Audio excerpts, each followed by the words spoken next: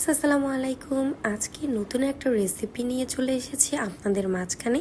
তো আজকে আমার শাশুড়ি মায়ের হাতে বিখ্যাত চাল ডালের মিশ্রণের চাপড়ির রেসিপিটা আমি এখানে দিব।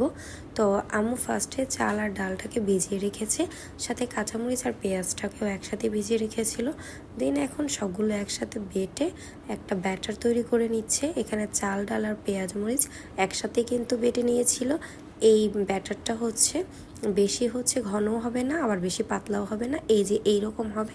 এবার গরম একটা তাওয়ার মধ্যে এই ব্যাটারটায় পরিমাণ মতো লবণও ছিল, আর আপনাদের মন চাইলে একটু হলুদের গুঁড়ো অ্যাড করতে পারেন কালারের জন্য। সুন্দর করে গোল করে একটি চাপড়ি বা ডোসার শেপের মতো করে দিয়ে দিচ্ছে।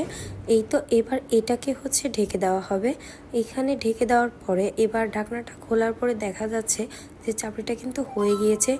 বিশ্বাস করুন, এটা এত টেস্ট ছিল, যেমন সফট তেমন কিন্তু খেতে অনেক মজা লেগেছে আমার। এরকম ভিডিও পেতে চাইলে অবশ্যই চ্যানেলটাকে সাবস্ক্রাইব করে আমার পাশে থাকবেন। Thank you.